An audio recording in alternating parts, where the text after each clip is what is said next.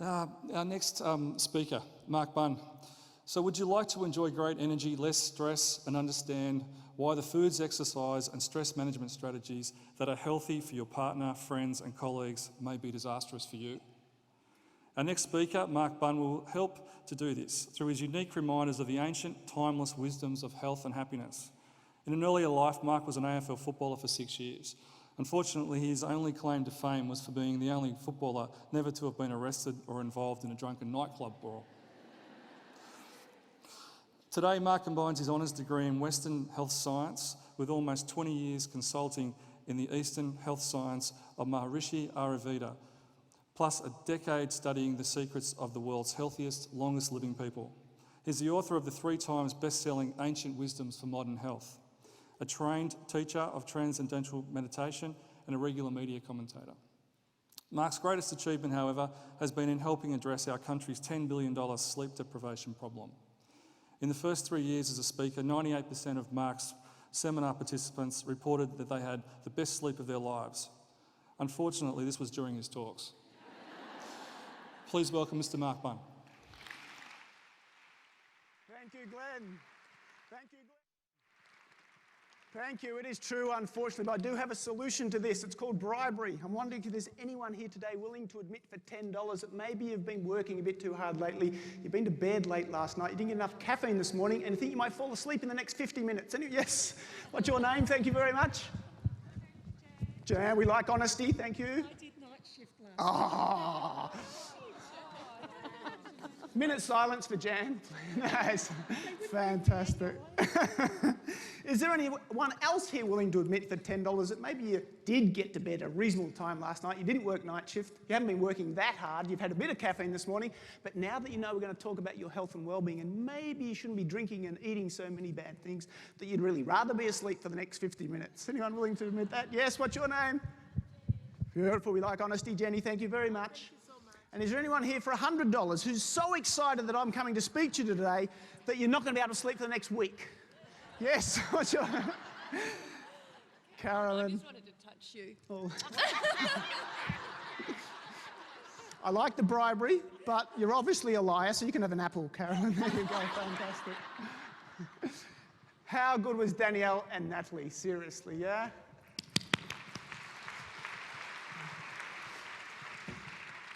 It is such a joy to come and speak to you for the 3rd time, I must say, and it's for exactly that reason. Most of my weeks speaking to groups, I have to go and talk to lawyers and bankers. So it is just so enjoyable to be with you today. Nurses and teachers are my all-time favourite group, so I'm really, really looking forward to it. The other reason I love coming here is because it's in Melbourne, and I get a chance to get back into a bit of football fever. MCG, big games, it always reminds me of one of the most heartwarming stories that I've ever heard. And it was when I was bringing a friend over from overseas who'd never been to an AFL football game. So I thought we'll take him to the MCG, big game, Hawthorn are playing Geelong. We get there early, we're outside the ground. And there's these 2 little kids, about 10 years old, and they're kicking the footy back and forth to each other.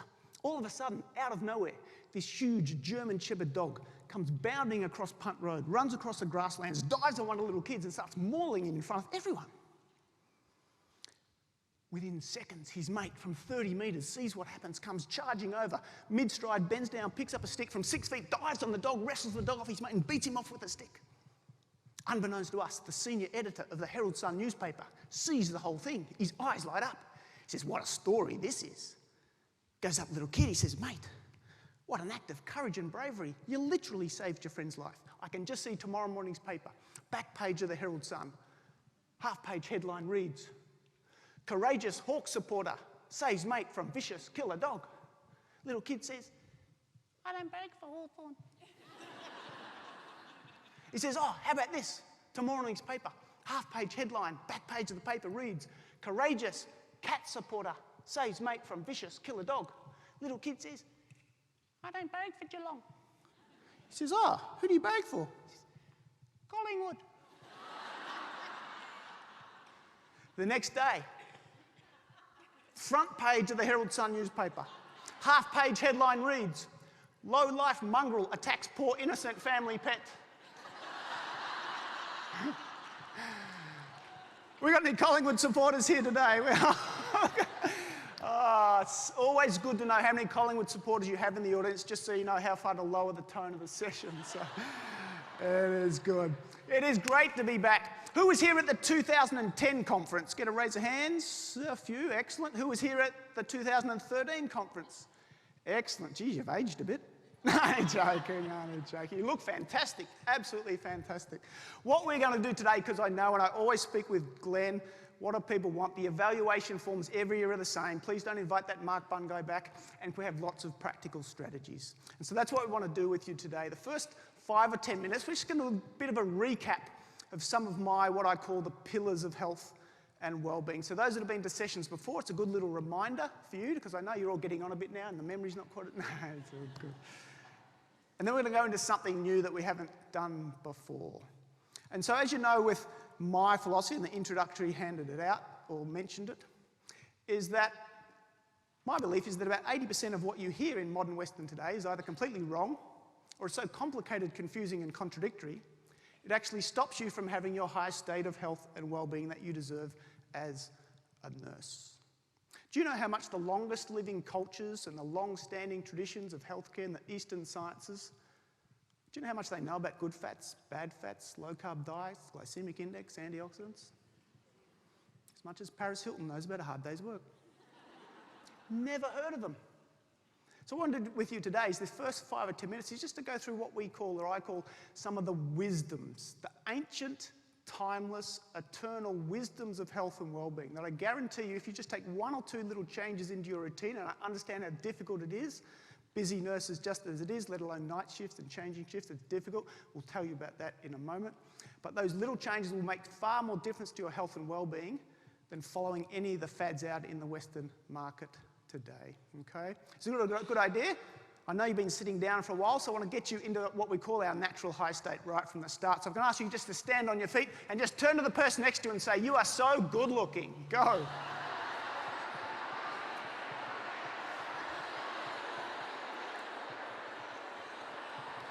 Excellent. Take a seat. Take a seat. You're not that good looking. So the first thing, or the major thing that these long-living healthy cultures do, in contrast to our high-diseased cultures, is something they understand as the natural laws or the natural cycles of life. We think about our universe, we have day and night, we have summer and winter, we have things like gravity, eternal, immutable laws of nature. Boil water, eternal, immutable law of nature. It's a fundamental, immutable law of nature that if you were born in Victoria, you are 3 times as intelligent as anyone else in the country. Yay! Woo! Just get a raise of hands who wasn't born in Victoria. My apologies, I'll try and talk a bit slower. So, there are fundamental laws of nature, like a surfer riding a wave, cycles that govern our mind, body, and emotions. If we live in tune with these cycles, these laws of nature, we naturally have good health, live long life, we're happy, don't age so much. Who feels like they're getting a bit old? Few. Actually, you know when you're getting old? You know when you're getting old, when your partner says, "Darling, come upstairs, make love." You say, "Pick one, I can't do both." So we want to live in tune with these cycles. And one of the most fundamental natural cycles that the ancients and the traditional cultures understood is the cycle of the sun. That the cycle of the sun mirrors and reflects and governs many of the cycles in our human body, particularly one of the most important, which is how we digest our food. Because there's no use eating food unless we digest it. Which is why the advice you've been hearing for the last decade or two, that breakfast should be the most important meal of your day, is absolute rubbish. Never in the history of the longest living, healthiest cultures have they ever considered breakfast to be the most important meal of the day. Because they understand when you get up first thing in the morning, when you're not on night shift, and you go outside, the sun is coming up on the horizon, it's weak in strength. And they'll tell you that the strength of the sun mirrors the strength of your digestive fire. So a light, easy to digest breakfast. I can hear all of you going, "Oh, thank God." Instead of focusing on the big breakfast, what you want to try and do is to connect to something that we haven't been connecting to so much in the last decade, again to our detriment. And it's called the sun. Suit. eventually. The early morning sun. Early morning sunlight through the eyes is absolutely critical. Regulate all your endocrine system. Sleep-wake cycle. If you can't get to sleep when you do go to bed at 10 o'clock if you're on a normal shift, are you getting natural full-spectrum sunlight through your eyes? So important. The other thing it does is it stimulates the neurochemistry of happiness, joy, and positivity. I was so happy when I heard about this because I remembered for about 5 years, from the age of 18, every Saturday and Sunday morning, I did this. The only problem was I hadn't been to sleep and I'd just come out of a nightclub. The other thing we've disconnected ourselves from is what's underneath our feet, the earth. And what we're now finding, the good early evidence, is that the earth that we live on is one of the single most powerful sources of both anti-inflammation and antioxidation. And I'm sure as nurses you're all aware that up to 90% of our Western illnesses, good science is suggesting, something going wrong with this clicker. That should say earth yourself. We need to connect to the earth because what we do is we live in high-rise buildings, we sleep on elevated beds, and even when we walk on the ground, we wear the best insulators known to mankind. Rubber and plastic-soled shoes. One of the best things you can do for your health, the weekends when you've got a bit of time off, is get your shoes and socks off, stand on the ground, sit on the grass, go in the garden. When you go down the beach, don't walk on the pavement with your shoes on, get the shoes off, walk on the soft sand, the wet sand.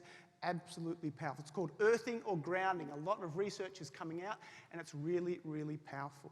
Another thing that traditional cultures do, which of course lived closer to the ground, that is different from us and they're suggesting has a lot to do with our Western health illnesses, is the connection to the midday sun. Because of course they understood that in contrast to us, that when the sun is at its peak in the middle of the day, like all traditional cultures, even France and Italy, if you've been to those cultures, when do they have their main meal of the day? Lunchtime, when the sun is at its peak. When the sun is at its peak, our inner sun, the ancients understood, our digestive fire is also at its peak. It's like this. Food comes in, gets digested, absorbed, assimilated when we need it, energy and vitality because we're at work, generally speaking, unless we're on night shift. What are we doing? We're on the computer, getting the admin done. We can't work away. A keyboard's not working because little bits of rice cake are falling down and wedging between the keys of our keyboard. We finally get home on a regular shift at 6 or 7 or 8 o'clock at night when the body's natural cycle's slowing down in readiness for sleep. And our digestive fire that cooks our food is also slowing down in readiness for sleep, which is, of course, the time that we eat our biggest meal of the day, when the digestive fire has gone to sleep. So we wake up heavy, we wake up tired, we haven't rejuvenated from sleep, we put on a few kilograms each and every year, unless you've got a metabolism like mine, where you eat whatever you want, you never put on weight. Who hates these sort of people? Yeah. I was having dinner with a metabolic scientist the other week. I said, how come you guys always come up with these fancy technical terms for people that put on weight easily? Hypermetabolizers, endomorphs. How come there's no scientific technical term for people like me who eat whatever they want and never put on weight? He says there is. Absolute bastards. So, we want to lighten up the evening meal. It will absolutely transform your life. As the sun sets and the digestive power goes down, you will be amazed. Easy, lighter, easily digested meals will transform your life, improve your sleep, you'll wake up fresher, you'll be more motivated to exercise. Every area of your life will be improved.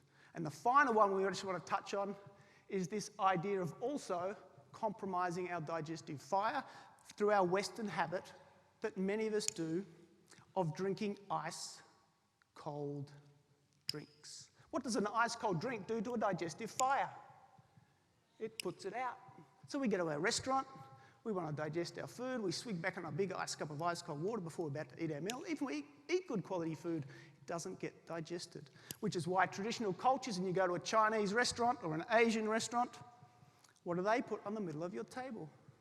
Tea, green tea, ginger water. So we had a garden hose here, which I just happen to have, which represents the gastrointestinal tract, which you're all very familiar with. If we put a garden hose in a cup of hot water rather than ice-cold water, what happens to the hose? gets soft and malleable and pliable. Any gunk on the inside of the hose, instead of getting stuck to the side of the hose, gets softened. Turn the tap on, and all the impurities, the waste, the toxins get taken out of our body, which is how our body's designed to function as ancient cultures understood. And we detox and we lose weight every single day instead of putting on more weight. So this Western habit, this is a little shift work thing that we'll come back to if you need more resources on how it works with shift work. Our Western habit of drinking ice cold drinks we want to get out of. To show how powerful it was, a lady wrote to me about 12 months ago. She came to a seminar. She said, Mark, I've been drinking ice cold water for 42 years. I said, send me a photograph, which she did. As you can see, massive arthritis in the wrist joint, couldn't straighten her middle finger, couldn't bend any of the other digits. I said, go for a 6-week program. Warm to hot water, a couple of slices of fresh ginger, which will help stimulate your digestion, help process impurities out of the joints. Send me a photo in 6 weeks. Let me know how you got on with it. Absolutely remarkable. But these little ancient wisdoms, they don't take any time out of your day. They don't cost you anything. But they're just based on the natural laws, the simple, basic wisdoms of life, rather than getting caught up with counting calories and analysing fats that'll just do your head and it'll add to your stress and you still won't lose weight and feel any better. Simple, simple stuff. That's all we're going to cover today in terms of that recap session. We're going to offer you, there's a book, the book that has all that stuff in it. We're going to give you really cheap price if you want to get into all that information. But today, the next step, we actually want to go into some new information because these are natural, universal laws of nature. What we're going to discuss today is how you can understand your individual laws of nature. Why, when a friend tells you about this great new diet that she's just been on, and she's lost weight, and she's sleeping better, and she feels fantastic, that all you experience is bloating and you're farting all week. Some exercise program comes out, some people love it.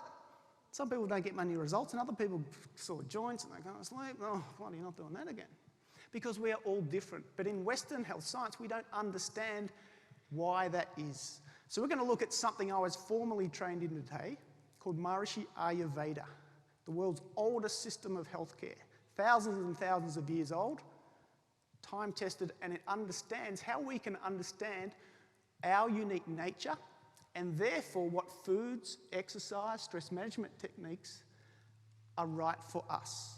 So when the CSIRO or the Health Foundation or some great author brings out some great book or diet book or exercise that works for 1/3 of the population, average for the other third of the population, and actually is no good for the other third of the population, you'll actually understand why that is. Okay? But to do that, we're going to go through about 3 minutes of bit sort of intellectual stuff. So I want to really get your brains working. So if I'm going to ask you again to just stand up on your feet, turn to the person next to you and say, you are the most intelligent person I've ever seen.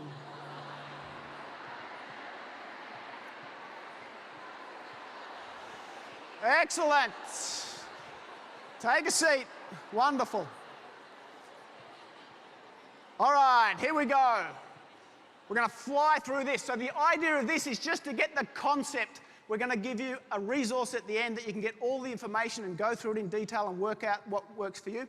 This next 20 minutes is just a bit of fun. Get the concept that we're all different and how we're different, okay? Don't get too into it. Don't worry about the Vedic words, okay? Just get the concept. So everything in our universe is basically composed of 5 elements.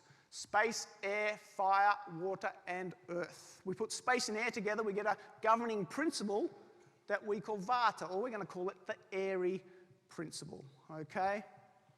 It governs everything to do with movement and communication. If we put fire and a little bit of water together, the principle we get is we could call it the fiery principle, or Pitta principle. It governs everything to do with transformation and energy, okay?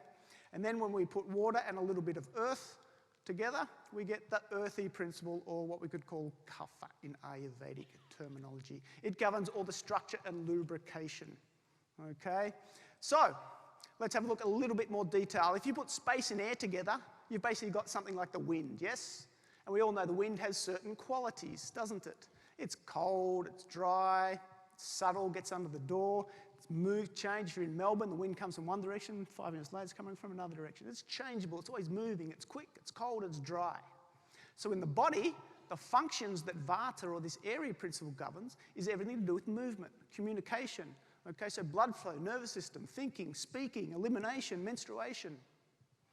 The fire principle, of course, has qualities related to heat, intensity, sharpness. So in the body, that heat is what transforms things. Food into energy, water into vapor. Okay? English backpackers into stark raving lunatics. Heat, digestion, metabolism, emotions, that passion, skin, liver, eyesight, intellect, all governed by this fiery or pitta principle. The earthy principle, or kapha, heavy, slow. Put some soil and a bit of water in your back garden, go away for a few days, come back, still there. Solid, heavy, we call it unctuous or oily. Sweet. Little kids often, they say they eat the dirt because it's got a sweetness to it. Okay? In the body, it's of course the structure, the lubrication of joints, the muscles, the bones, the physical hard structure. Now, of course, we look around the room and we all know within our families and our friends that we're all different. Now, we're all composed of some structure, we're all composed of some transformation quality, and we're all composed of things that move. So we all have all three principles in us, but the proportion of those differs for all of us.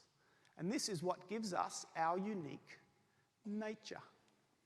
Some are more airy, some are more fiery, and of course some are more earthy. Now, this is not the time of the session to turn to the person next to you and say, oh, this is going to explain why you're a real airhead. And please don't go home tonight and tell your partner, I've just learned today why you're so annoying. But it will explain all of that, trust me, okay? So we're all different, and we're going to go through how it is and find out why that might be for you and the friends and the people you work with, and then how you can maybe get that into balance. And to do that, it's my great pleasure to bring on stage a very, very dear friend of mine, a colleague, who now lives in America. She is Australian, but she was here for a few weeks, so I thought, let's take the chance, get her up. Here she comes, even before the introduction. I was going to tell you how fantastic she was, but she doesn't want an introduction, so here she is. This is Helen Toomey, everybody. Could you please put your hands together for dear Helen? Now, I do call her a colleague, but she is like an elder, bigger sister. I already have the most fantastic bigger sister in the world ever, but now I've got another one. And as you can see, even though I called her elder, bigger sister, she is a couple of years younger than me and a couple of feet shorter. Okay. Thank you. Welcome, and I'm just so privileged to be in front of the most remarkable community here. You are the strongest, most dedicated, most compassionate. The degree of nourishment which you give to everyone is so extraordinary, so laudable.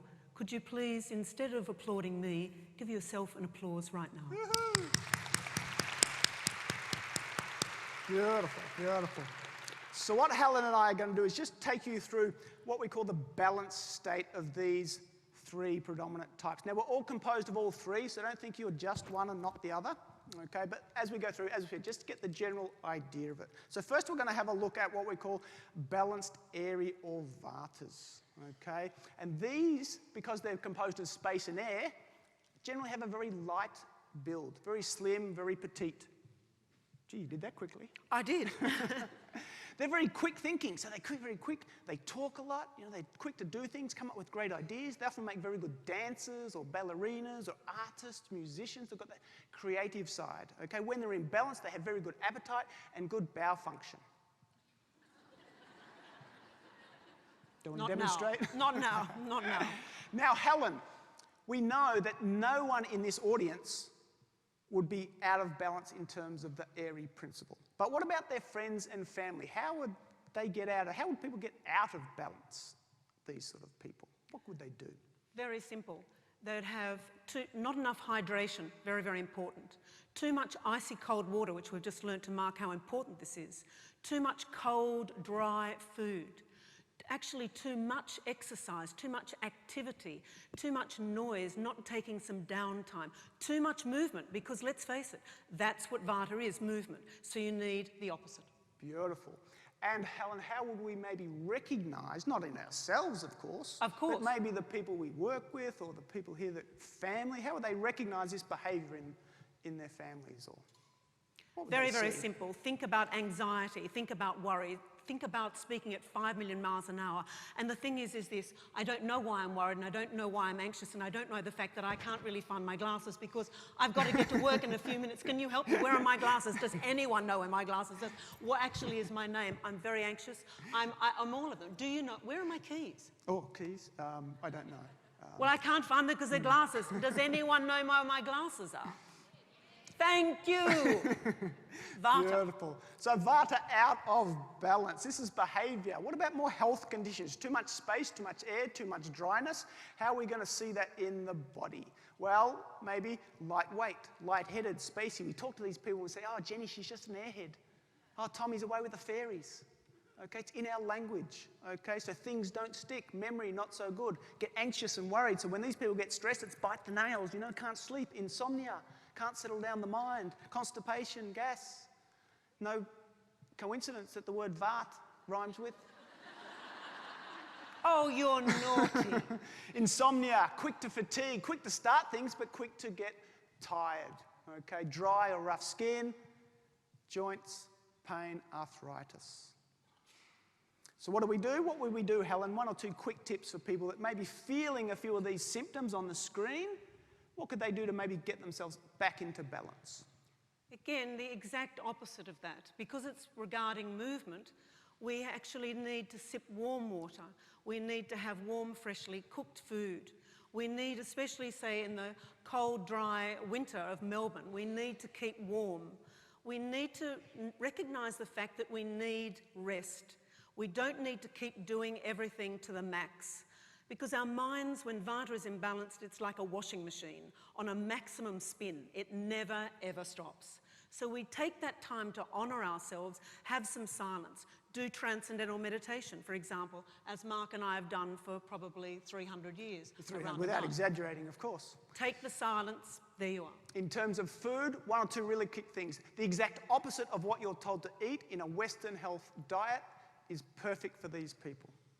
If these people do not have any salt in their diet, have no sweetness, have no oil or fat, and eat a lot of raw food, I guarantee you within a few weeks they'll be having either headaches or migraines, they won't be able to sleep, they'll get joint pains, they'll be irritable. Because these foods ground these people. They nourish the nervous system, they're more satisfying, and they make them feel so much better. What about Pitta, the fiery types? When they're in balance, we call them the fiery Pittas, but when they're balanced, they have more medium build, very good intellect, sharp mind. They're very often competitive, very focused. They get a lot done. They're the people you give jobs to when you want something done. They're fiery. Strong digestion, good emotionals, very passionate about causes and events. Okay, they often make very good sort of athletic or sporty type people or business people, people that get a lot done. But Helen, what might these people do that get them out of balance and maybe a little bit hot under the collar? Alcohol and hot, spicy food. Doing exercise. You've ever known Pitta so competitive? There they are in noon, in boiling hot summer, and they're out there running 15 kilometres as if they haven't got enough to do. And at the same time, that thing about always time element. I don't have any time. The fact that they don't take time to have walk in nature, to have some rest time, some downtime, to be good to themselves. Those types of things. Beautiful. So if they do get a little bit hot under the collar, how might we recognise this in their behaviour? What would they be like? Think tigress. Think lioness. Think of the fact that we've got a volcano just about to erupt. Does anyone identify with this, with your friends or colleagues? There's a fury, there's an anger, there's frustration, you're going to tear your hair out. That is Pitta out of balance. And also the blame game, you know, the fact that control thing. I told you what to do. I told you what not to do. This isn't good enough. I'm not going to tolerate this. That type of thing is Pitta out of balance. And also emotion. Pitta out of balance also can be an ocean of motions and emotions and notions. Beautiful. So how we see it in the body? Anger, impatience, okay? Too much heat in the body, how does that express? Things like acid stomach, reflux, ulcers, Pitters are the type of people that get ulcers more likely, and also the type of people that give other people ulcers, okay? Very demanding, perfectionist, okay? Too competitive, deadlines, critical of themselves and others, very prone to skin condition, rashes, liver and eye problems, and heart problems, the typical type A problems. So if they're prone to too much heat naturally in their body, how do you think they go going to the Mexican restaurant or the Indian restaurant, having competitions with their friends about who can eat the hottest chilies? Disastrous. But what we don't understand, because we're told that certain foods are healthy and certain foods aren't, we don't understand what foods do in terms of heating and cooling the body. So some foods that you might eat, or friends of yours with these problems might eat thinking they're perfectly healthy, are things like fish and tomatoes.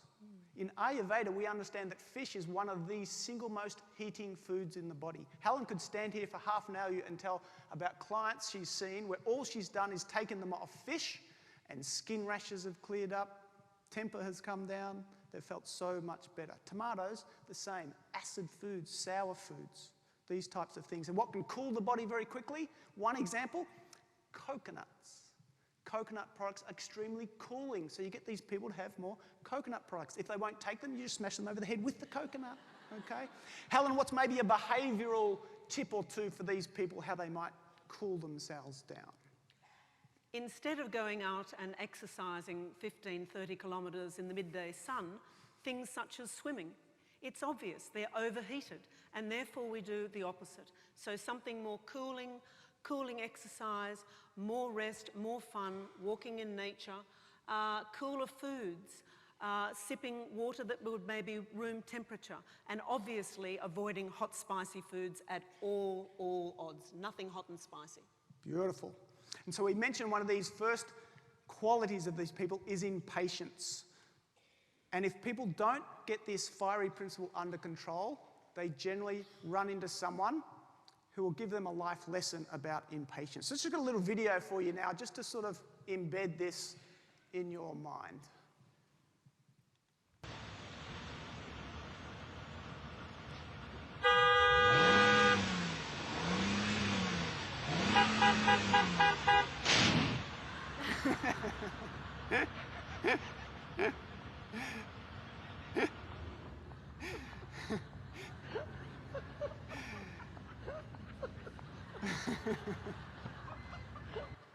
Absolutely beautiful.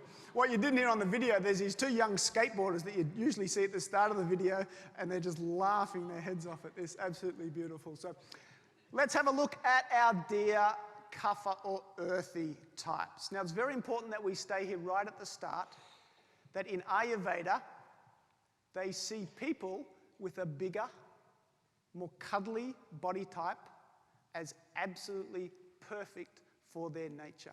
The idea that these people should go on diets and try and look like stick insect models that aren't allowed to smile ever in their life is absolutely disastrous.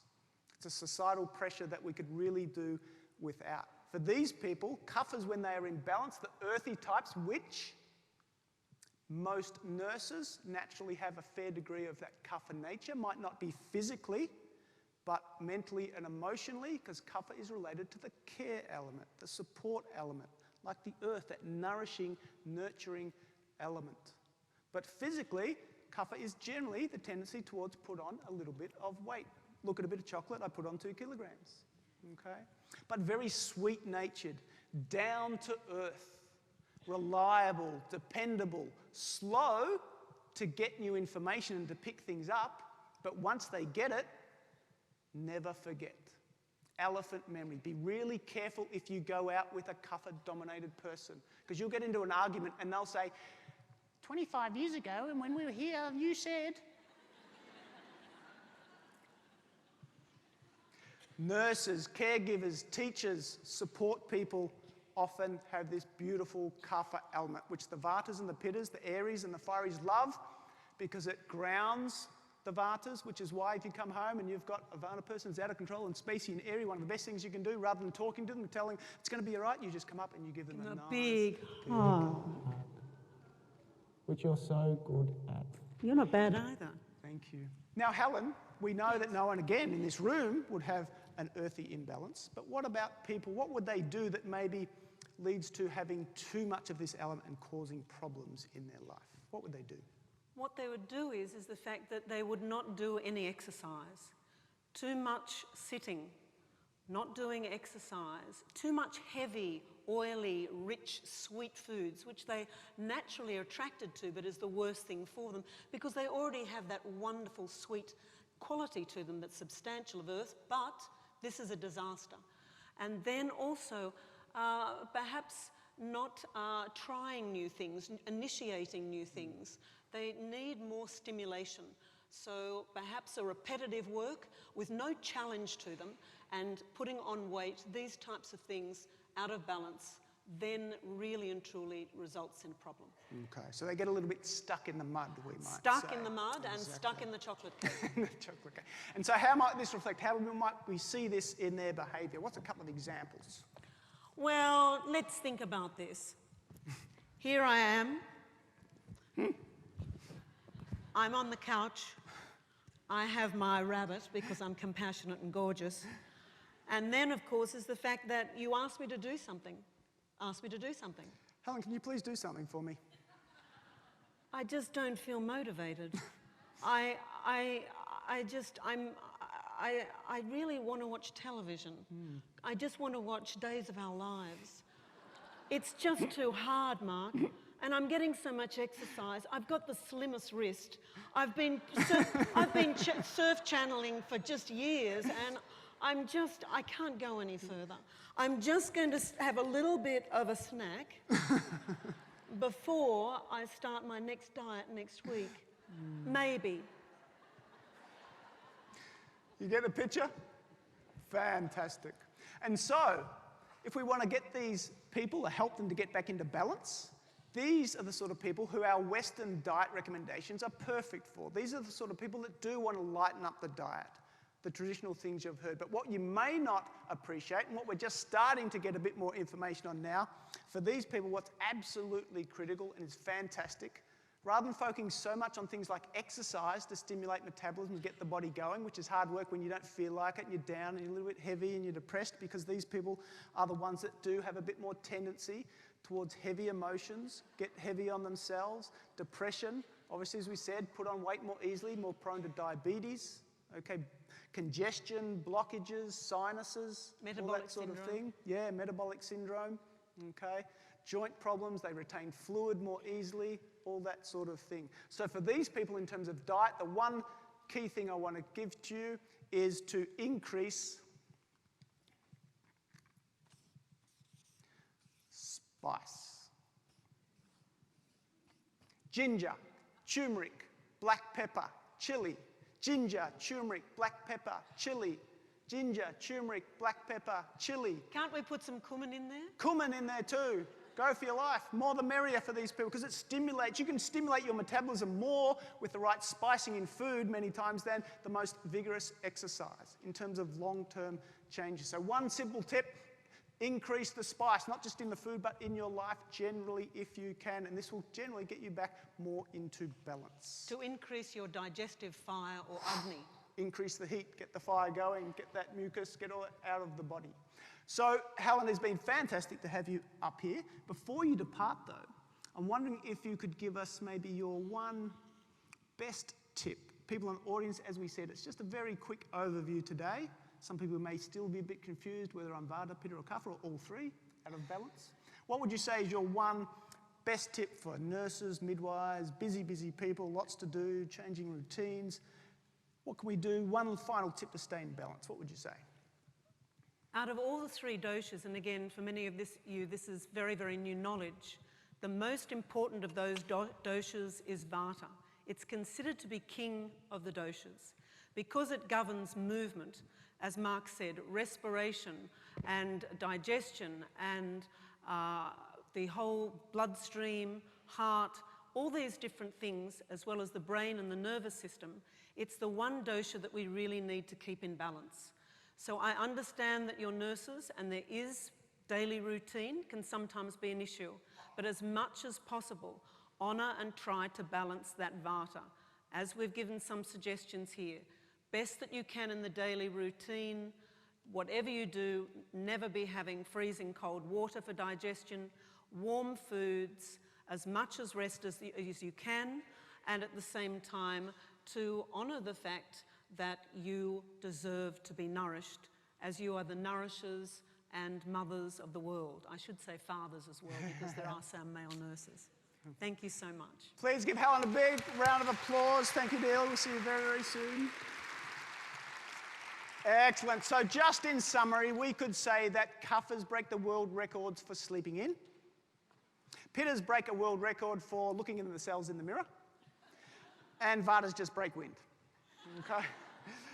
So we said that was a really short little snapshot. What I want to do, I'm always really concerned that we give you resources to go away with. If you're interested in that, I hope you agree that it's really a fascinating science, okay? Just to give you a bit of an insight into how transformational it can be in terms of your diet and routine to get you back into balance if you experience any of these types of symptoms. So to do that, we've got an article on my website that you're more than welcome to go to. I mentioned for shift workers earlier, there's a resource, how you organise all these daily routine things that we started off the session with. How do you put them into a shift work scenario? So the website is markbunn.com.au/shift work, and that will tell you how to do that around a shift work scenario that you need to do. Okay. Also, at the end of the session, we're going to be some little clipboards out near our table while you're having lunch that'll have a whole bunch of free resources with it. So we'll have little handouts about these doshas, little quick reference things that you can know how to balance each of the three really, really quickly. What are the 4 or 5 key things you can do to balance each one, or get your partner to do, or your friends, and that sort of thing. Okay, so there are a whole bunch of free resources. So look for clipboards that are circulating when you go out for lunch. Also, we're going to have a special deal for you as nurses, and that's what we call my year-round health and wellbeing program. So it's a 12-month program. It's an online program where each week there's a really short tip about how to stay imbalanced in terms of basically Vata, Pitta, Kapha, earthy, fiery, and water. Because with the seasons, these things all change. So the ancients always understood that it's not only daily routines, but there are seasonal routines. The foods we eat, the exercise we do, the types of drinks we have, and the work we do changes with the seasons. Summer, fiery. Winter, airy, Vata. And so this program will really help you to do that. So basically, we're almost giving you that program for free. We've got a little special package that we're doing for $47, which is 2 copies of the book. So all the stuff we spoke about earlier in the session around the daily routine, very, very quickly. The light dinners and the earthing and the sunlight and all the emotional health, all those sort of things. So 2 books plus the whole 12-month program for $47. If you just want to get 1 book, you want to get an e-book for $15, you want to get an audio book, you want to get anything else, all that's available too. And you just need to look for a little order form that a couple of people will hand out as you're walking out to lunch. Just grab one of those and it'll have everything on it with all the discounts and things. The only thing we do ask is that our EFTPOS machine is not available. So if you want to pay credit card, that's absolutely fine, but we just have to go back 10 years to the old filling out the form. So grab a form and just fill that out. If you can pay with cash, that's an absolute bonus. There's an ATM, I think, out there somewhere. So anything like that we can help with, we'd love to. Happy to answer questions, come and have a chat to us. Any free resources we can give you. If you want to email me about something, totally, totally happy to do it, because I absolutely love what you do. And I do want to finish with one just final little point to hopefully bring things into perspective and just make things really, really simple. And that is the real fundamental ancient wisdom that if all this stuff in your life gets so confusing, they tell us that there is one thing we can do to know for absolute certainty what we need to stay healthy and balanced in life. And it's what you as females are far better than us blokes at doing, and that is just turning within and what we call trusting the inner wisdom. Because that silent little part of ourselves, that intuition, that gut feeling that as nurses you have, and you often use it with your patients and your families, is the absolute key to your own health and well-being. So if any of this stuff gets confusing or complicated, We're happy to give you resources, but at the end of the day, the best thing you have is that little silent, quiet mind in self, because our bodies are infinitely intelligent. The ancient sages, the masters always said, we go within, that little silent space, and everything will be revealed. So I thank you. I thank you for everything you do each and every day and each and every week in your work, for caring for others. And I hope there's been one or two little things today that hopefully will help you also care for the most important person in your life, and that's yourself. Thank you very much. Have a good lunch, and we'll see you soon. Thank you.